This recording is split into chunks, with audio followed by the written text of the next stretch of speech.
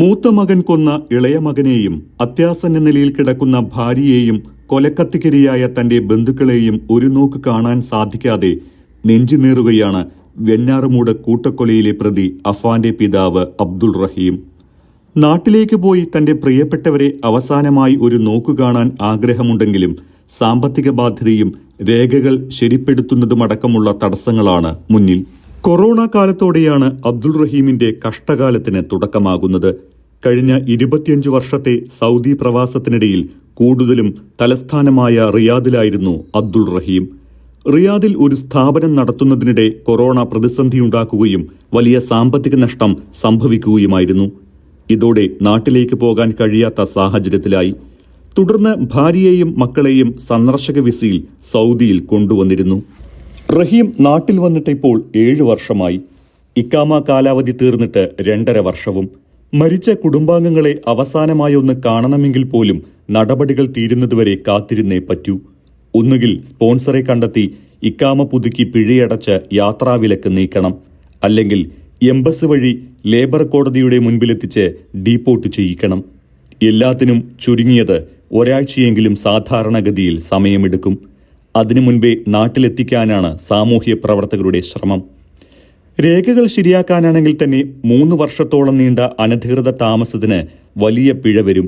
ഇത് എങ്ങനെയെങ്കിലും കണ്ടെത്താമെന്നാണ് സാമൂഹ്യ പ്രവർത്തകരുടെ പ്രതീക്ഷ. തനിക്കുണ്ടായ കടങ്ങളൊന്നും വീട്ടേണ്ടത് മകന്റെ ബാധ്യതയല്ലെന്നും തന്റെ സാമ്പത്തിക ബുദ്ധിമുട്ടൊന്നും അവനെ ബാധിച്ചിട്ടില്ല എന്നും റഹീം പറയുന്നു. നാട്ടിലുള്ള വീടും വസ്തുവും വിറ്റ് ഇവിടെയുള്ള കടങ്ങളും ബാധ്യതകളും തീർക്കാനുള്ള ശ്രമത്തിലായിരുന്നു താൻ. ഈ വിവരം സ്വന്തം കുടുംബത്തിലെ എല്ലാവർക്കും അറിയാമായിരുന്നു. ഇത്തരത്തിൽ ബാധ്യത തീർക്കുന്നതിൽ അഫാനും എതിർപ്പൊന്നും ഉണ്ടായിരുന്നില്ല. ഇതിനിടെ എന്താണ് സംഭവിച്ചത് എന്നും അറിയില്ല. വസ്തുവും വീടുമൊക്കെ വിറ്റ് കടബാധ്യതകൾ ഒഴിവാക്കണമെന്നാണ് അഫാനും പറഞ്ഞിരുന്നത്. അതിനായി ബ്രോക്കർമാരോട് അഫാൻ സംസാരിച്ചിരുന്നുവെന്നും റഹീം പറയുന്നു. പെൺസുഹൃത്തിൽ നിന്ന് അഫാൻ കുറച്ച് പണം വാങ്ങിയിരുന്നു.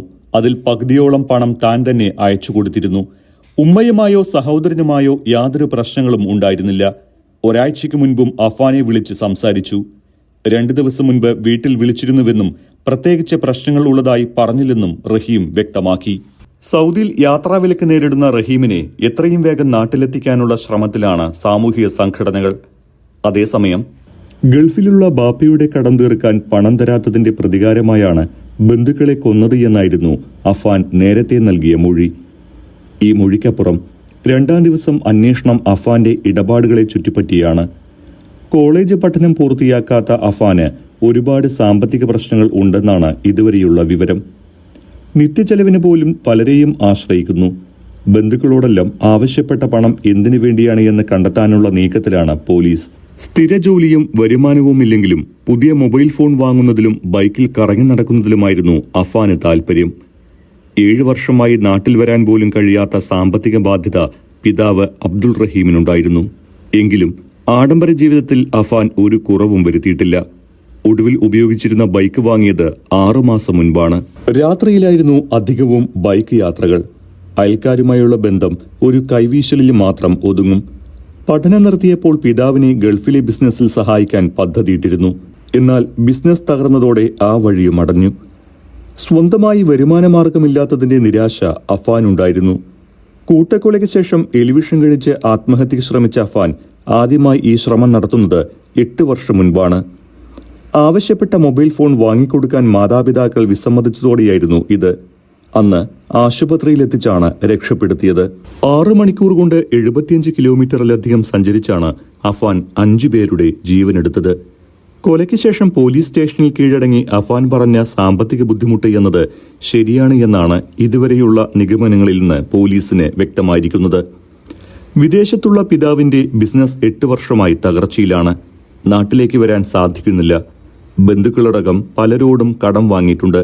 പലരും പലതവണയായി തിരിച്ചു ചോദിക്കുകയും കുറ്റപ്പെടുത്തുകയും ചെയ്തത് വിഷമമായി. ഇഷ്ടപ്രകാരമുള്ള അഫാന്റെ ജീവിതത്തിന് പലപ്പോഴും പണം ലഭിച്ചിരുന്നില്ല. ബൈക്കിൽ പെട്രോൾ അടിക്കാൻ പോലും പണമില്ലാതെ വിഷമിച്ചു. സാമ്പത്തികവും ജോലിയുമില്ലാതെ ഫർസാനിയെ വിവാഹം കഴിക്കാനാവില്ലെന്ന് ബന്ധുക്കൾ നിലപാടെടുത്തു. ഇതോടെ ഇങ്ങനെ മുന്നോട്ടു പോയാൽ സ്വപ്നം കണ്ട ജീവിതം യാഥാർത്ഥ്യമാകില്ലെന്ന് അഫാന് തോന്നി തുടങ്ങി.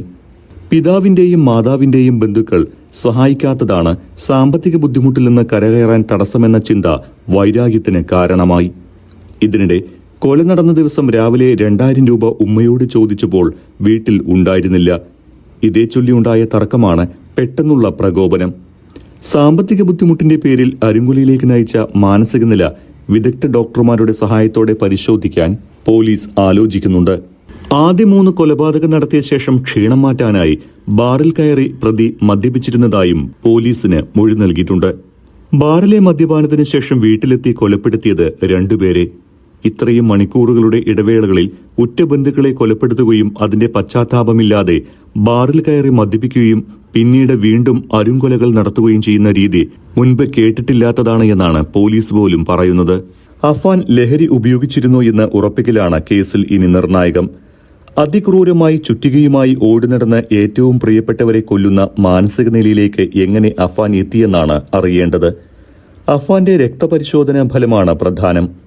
കൊലപാതക പരമ്പര പൂർത്തിയാക്കിയ ശേഷം അഫാൻ പോലീസ് സ്റ്റേഷനിൽ കീഴടങ്ങാൻ പോയത് പരിചയമുള്ള ശ്രീജിത്തിന്റെ ഓട്ടോയിലാണ്. അഫാന് ഒരു കൂസലും ഉണ്ടായിരുന്നില്ല എന്ന് ശ്രീജിത്ത് പറയുന്നു. കൊലപാതകത്തിന്റെ കാരണമടക്കം എല്ലാം അറിയുന്നത് പരിക്കേറ്റ് ചികിത്സയിൽ കഴിയുന്ന ഉമ്മയ്ക്ക് മാത്രമാണ്. പക്ഷേ ചികിത്സയിലായതിനാൽ ഉമ്മയുടെ മൊഴിയെടുക്കാനായിട്ടില്ല. ഇനി കാര്യങ്ങൾ പറയേണ്ട ഏക വ്യക്തി അഫാനാണ്.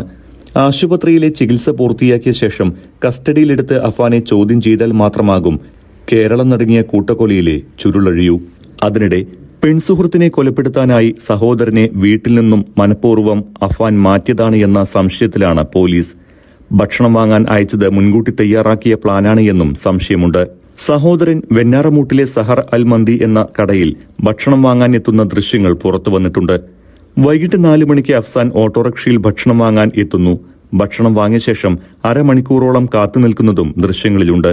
വൈകിട്ട് 4 മണിക്കും 5:30-ക്കുമിടയിലാണ് അഫ്സാന്റെയും ഫർസാനയുടെയും കൊലപാതകം നടക്കുന്നത്. അതുകൊണ്ട് തന്നെ വീട്ടിൽ നിന്ന് സഹോദരനെ മാറ്റുന്നത് അഫാന്റെ പ്ലാനായിരുന്നുവെന്നാണ് പോലീസിന്റെ നിഗമനം. പേരുമലയിലെ വീട്ടിൽ നിന്നും പേരുമല ജംഗ്ഷൻ വരെ അഫാൻ അഫ്സാനെ ബൈക്കിൽ കൊണ്ടുവരുന്നു. അവിടെ വെച്ച് ഓട്ടോറിക്ഷയിൽ കയറ്റി ഭക്ഷണം വാങ്ങാനായി വെഞ്ഞാറമൂടുള്ള കടയിലേക്ക് വിടുന്നു. അഫ്സാനെ പറഞ്ഞു വിട്ടതിന് ശേഷമാകാം ഫർസാനയെ കൊലപ്പെടുത്തിയത് എന്നാണ് കരുതുന്നത്. പിന്നീട് അഫ്സാനെയും കൊലപ്പെടുത്തിയെന്നാണ് പോലീസിന്റെ നിഗമനം.